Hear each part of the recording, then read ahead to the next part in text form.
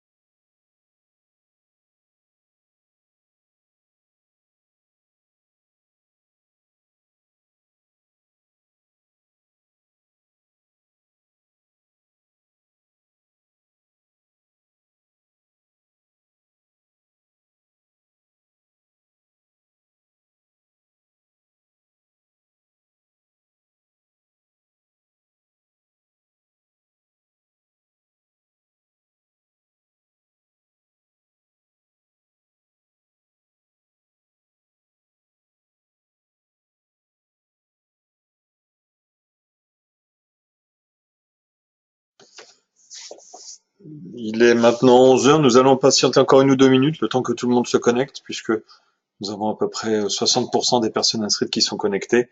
Nous allons patienter encore 1 ou 2 minutes. Merci.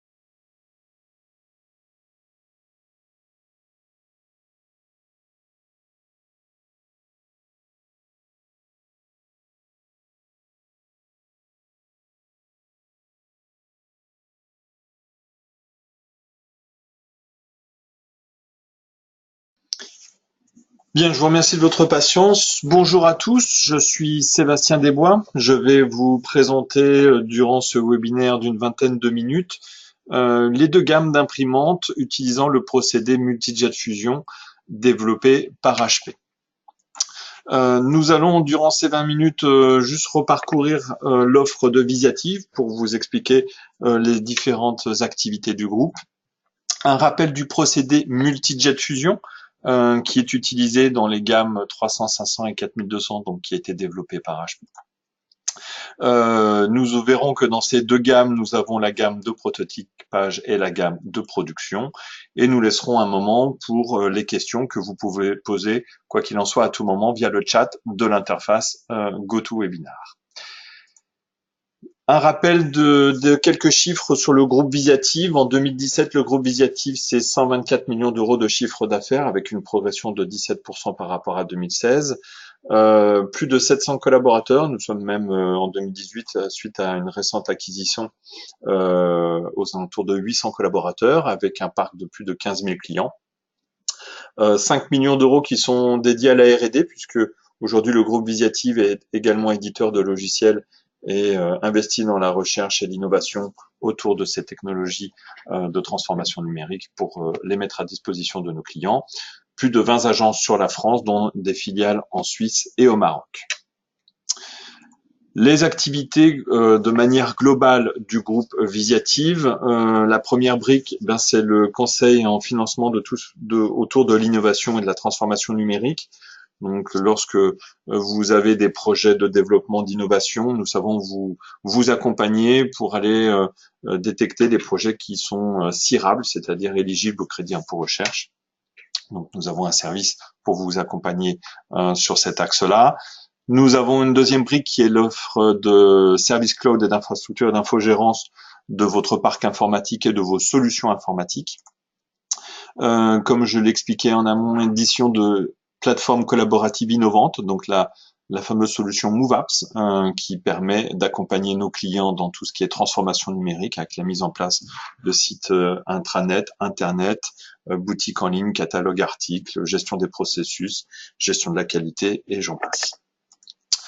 La quatrième brique qui est une activité historique du groupe Visiative puisque c'est l'intégration des solutions d'Asso Systèmes, SolidWorks et CATIA. Donc tout ce qui est la distribution des logiciels, la formation, l'accompagnement et le développement de solutions spécifiques autour de ces outils de conception 3D. Et enfin, la solution d'impression 3D HP plus le service Rapid Manufacturing que nous avons abordé dans d'autres présentations.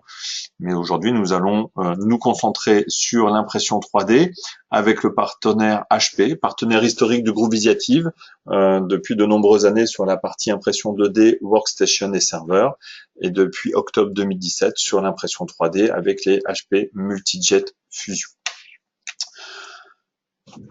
L'objectif de cette présentation est de vous présenter les deux gammes qui font appel au multijet fusion, donc la gamme prototypage avec les Jet Fusion 300-500 et la gamme de production avec les Jet Fusion 4200 et 4210. Je vais juste prendre encore un moment pour vous rappeler le procédé de fabrication, le procédé du multijet fusion qui a été développé par HP. HP s'est inspiré de deux technologies qui sont utilisées depuis de nombreuses années pour mettre en place le multijet fusion. La première techno, c'est le dépôt de poudre, historiquement le polyamide, mais tout type de poudre, à plat, avec des rouleaux, une granulométrie de poudre de 60 microns, que l'on vient déposer sur une surface de fabrication. Donc ça, c'est la technologie qui est aujourd'hui déjà utilisée par les systèmes SLS. Donc, HP s'est inspiré de cette technologie puisqu'aujourd'hui les chimistes savent fabriquer la matière et nous avons les moyens mécaniques et techniques de pouvoir l'utiliser et de la mettre sur des couches très très fines. La deuxième solution qu'a pris HP pour le multijet fusion, c'est d'utiliser une techno qu'ils maîtrisent depuis de très nombreuses années, qui sont l'impression. Ils ont mis dans le multijet fusion les têtes d'impression et la technologie des têtes d'impression, aujourd'hui qu'ils utilisent sur le 2D, ils l'ont mis au service de la 3D. Donc en associant ces deux technologies, vous avez ici en 5 images le procédé de fabrication.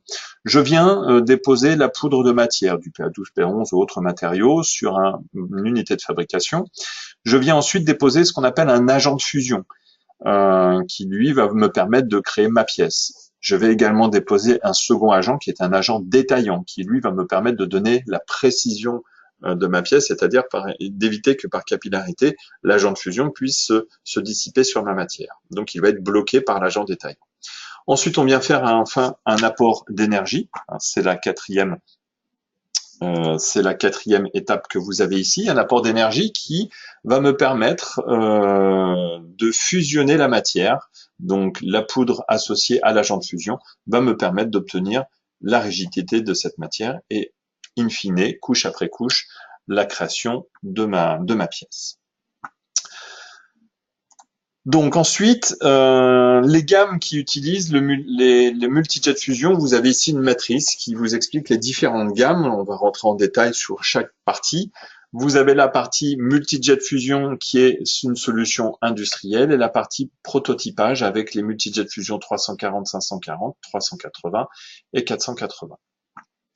Nous allons donc utiliser enfin, regardez une slide sur la partie des multijet fusion liée au prototypage. Cette gamme d'imprimantes HP Jet Fusion 300-500 est destinée à des cas d'usage de prototype avec des pièces plastiques couleur fonctionnelle en vue de faire soit des maquettes ou des avant-projets de produits. Et le gros avantage avec cette gamme d'imprimantes, c'est que nous sommes couleur noir et blanc ou quadrichromie pleine avec une qualité CMJN, avec une gestion de couleurs en CMJN. Ça, c'est déjà un des avantages de cette gamme d'imprimantes. La zone d'impression, elle, par contre, est assez limitée, puisque comme on est destiné à de la pièce unitaire, vous avez la gamme 340 et 540 qui sont sur une dimension de 190-254 par 248 sur l'axe Z, et sur les gammes 380, et sur les gammes, la gamme 300 qui est en 190, 254, 248, et la gamme 500 qui est en 190, 332, 248. Ok. Vous avez ensuite deux options, soit la partie noir et blanc, c'est là où on fera la différence entre la gamme 40 et la gamme 80, donc les 340 et 540 qui sont en noir et blanc, et en quadrichromie complète CMJN pour les parties 380 et 580. Cette gamme d'imprimantes étant destinée à la notion de prototype, maquette, avant-projet, elle ne travaille qu'avec un seul matériau qui est le PA12. D'accord, donc pas d'autres matériaux sur cette gamme de produits.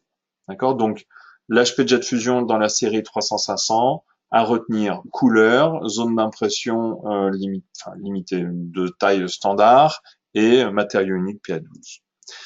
Si on revient ici sur cette matrice, donc on retrouve bien les parties 340, 540 en noir et blanc, c'est la gamme 40, et la série 380, 580, donc la gamme 80 en quadrichromie, avec les zones d'impression.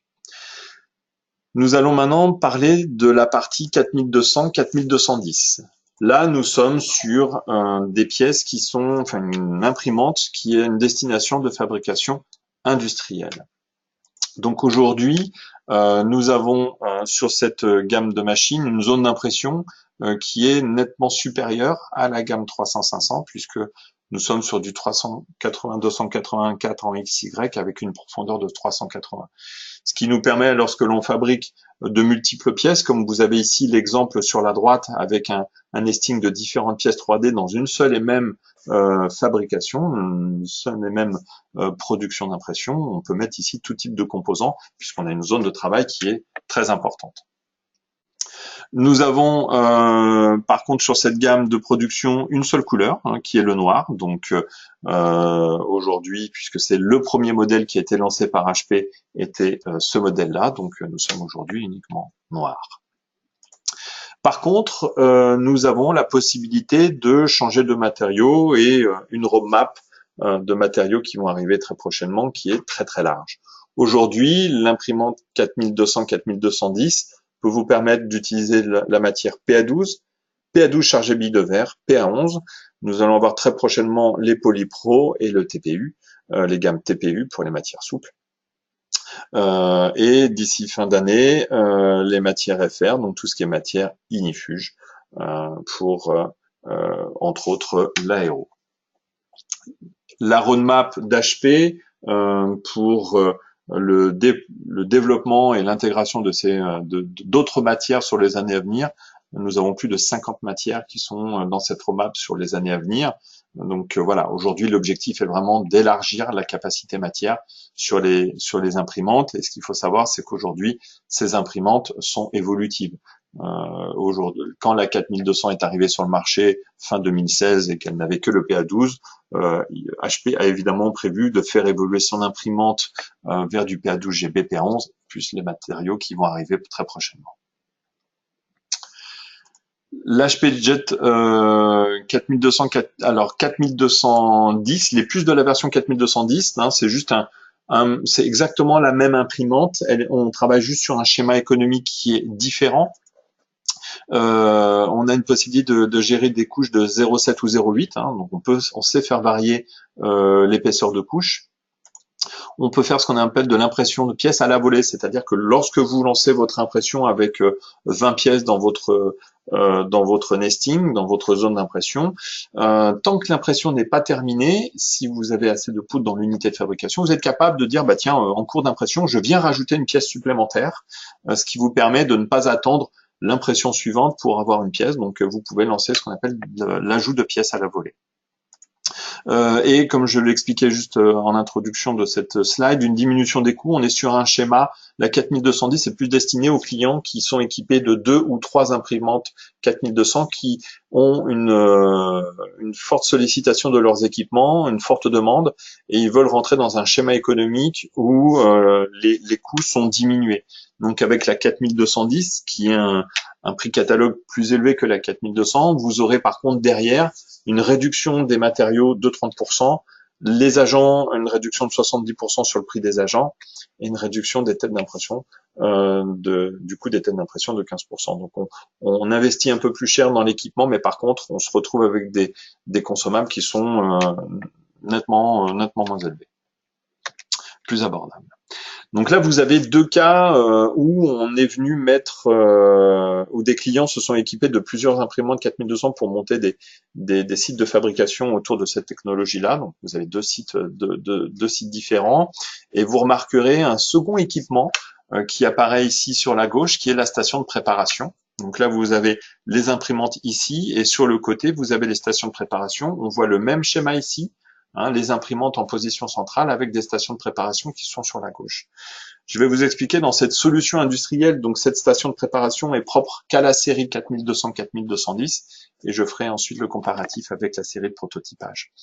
Aujourd'hui, lorsque vous êtes dans une notion de fabrication avec une 4200-4210, votre production va se décomposer en plusieurs étapes pardon, qu'on a essayé de vous expliquer sur cette infographie.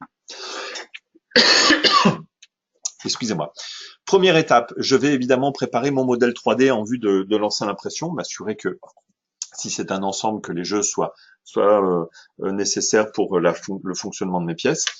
Je vais ensuite regrouper tous mes modèles 3D dans le logiciel qui va me servir à lancer l'impression. Donc on va faire ce qu'on appelle un nesting 3D, c'est-à-dire que je vais venir sélectionner différents modèles, mes différents modèles, et bien les imbriquer de manière à positionner un maximum dans ma zone d'impression. Et je vais envoyer mon job, mon impression vers l'imprimante. Dans l'imprimante que vous avez ici qui est dessinée, je viens connecter mes cartouches de matière. Évidemment, lorsqu'on vient de la mettre en service, une fois que votre imprimante est en service, les cartouches restent évidemment connectées. Je vais avoir la matière qui va venir se déposer dans ce qu'on appelle une unité de fabrication, une build unit, une unité de fabrication qui est un chariot que l'on est venu disposer dans cette station de préparation. Et dans ce chariot, je viens mettre de la poudre neuve et de la poudre recyclée de précédente fabrication, poudre qui n'a pas été fusionnée, que je suis venu stocker. J'ai un mixeur là-haut qui va venir remettre dans mon unité de fabrication la poudre nécessaire à mon impression. Ensuite, ce chariot, eh bien, je le retire de mon unité de préparation, de ma station de préparation, pardon, et je viens l'insérer dans mon imprimante.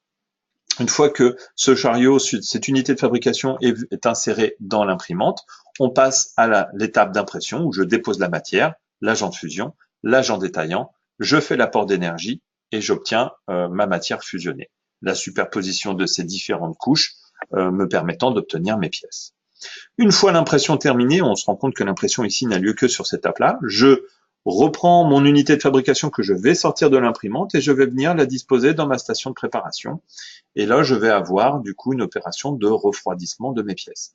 À noter que l'association de ces trois équipements, l'imprimante, l'unité de fabrication mobile et la station de préparation, me permet durant le refroidissement des pièces ici d'envoyer une autre unité de fabrication dans l'imprimante et de pouvoir relancer un job d'impression. Je ne monopolise pas mon imprimante durant le refroidissement de mes pièces. Et ça, c'est une grosse innovation d'HP, même aujourd'hui comparé à des systèmes SLS traditionnels où les pièces refroidissent dans le système de fabrication.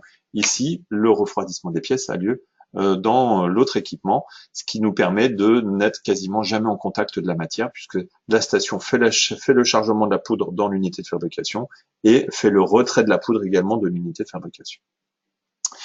Dans dans cette station de préparation, on aura évidemment l'aspiration de la matière, le recyclage, donc une mise à disposition rapide des pièces. On est notifié une fois que l'opération est terminée et tout ce process, évidemment, nous sommes accompagnés avec les fameux CARPAC d'HP, c'est-à-dire tout ce qui est assistance et garantie directement par HP. D'accord? Donc voilà, là j'ai essayé de vous présenter dans un process industriel avec une 4200 quel était le cheminement d'une impression à partir du moment où on prépare son modèle jusqu'à la réception des pièces. Si on doit résumer les deux gammes, la gamme 300-500 donc qui est une gamme d'imprimantes destinée au prototypage. Les points forts sont un seul équipement. Donc dans cette puisque je vous ai montré le procédé avec une 4200 où on a l'imprimante et la station de préparation. Dans la gamme 300-500, nous n'avons pas de station de préparation ni d'unité de fabrication mobile.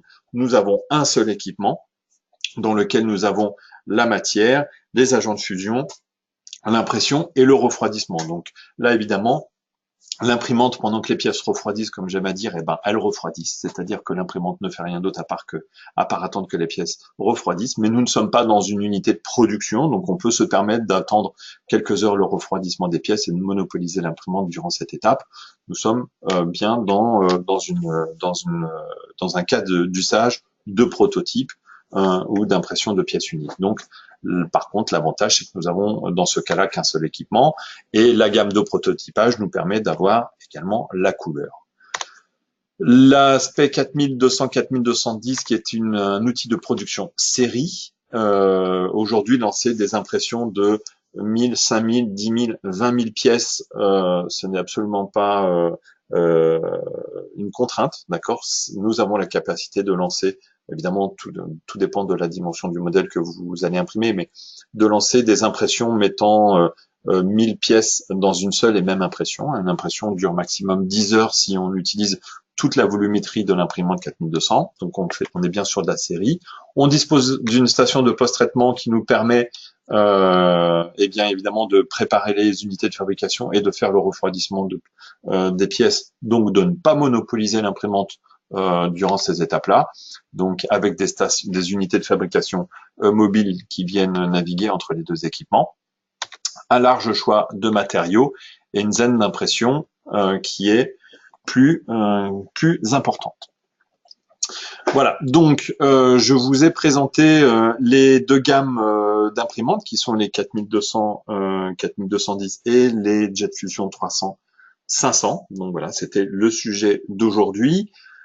Juste un rappel, nous avons notre agenda sur les différents webinaires qui sont présentés, qui sont les jeudis du Rapid Manufacturing.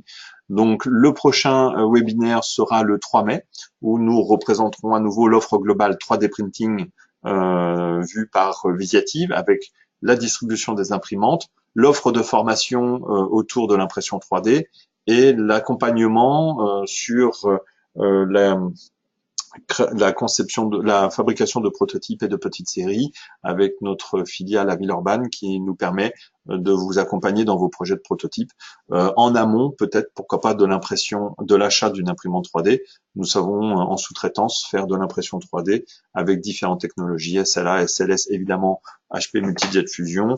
Nous sommes aussi équipés d'imprimantes d'injection plastique, de 4 presses injectées de CNC. Donc voilà, ce qui nous permet aussi de vous accompagner dans différents types de projets de création de prototypes ou petites séries. Donc ça, c'est un des sujets qui va être aussi lors de l'offre Global 3D Printing. Et n'oubliez pas les tables collaboratives. Nous avons déjà eu beaucoup de succès à Nantes, un petit peu moins à Paris, lié aux contraintes de grève SNCF. Donc on va renouveler l'opération sur ces différentes villes à partir du mois de juin. La prochaine table ronde est à Lyon le 24 avril et le 27 à Oyonnax. À noter également la partie 3D Print, le salon 3D Print les 5, 6, 7 juin à Eurexpo à Lyon, où nous serons présents sur le stand Visiative. Voilà, je laisse place maintenant aux questions. Si vous avez des questions autour des gammes d'imprimantes que je vous ai présentées, vous pouvez utiliser le chat qui est sur l'interface qui vous permet de participer à ce webinaire. Donc n'oubliez pas le salon 3D Print début juin Si vous avez des questions, vous pouvez les poser directement sur l'interface. Alors j'ai une question. Alors, est-il prévu d'autres matériaux sur la gamme 300-500? Aujourd'hui, nous n'avons pas d'informations sur la gamme, sur l'évolution des matériaux sur la gamme 300-500. Ce sont des machines qui sont destinées au prototypage. Donc aujourd'hui, ils sont sur une seule matière qui est le PA12. Quoi qu'il en soit, la roadmap est large pour la gamme 4200, mais on a encore trop peu d'infos sur cette gamme 300-500 puisque c'est une gamme qui est sortie cette année. Aujourd'hui, ils démarrent sur le PA12. Je ne sais pas si demain ils auront d'autres types de matières. Voilà, bah écoutez, je n'ai pas d'autres questions sur l'interface. Il me reste à vous remercier pour votre participation. Et rendez-vous donc le 3 mai sur un nouveau webinaire qui sera la présentation de l'offre globale de l'impression 3D vue par Visiati. Encore merci pour votre participation et je vous souhaite une très très bonne journée. Au revoir.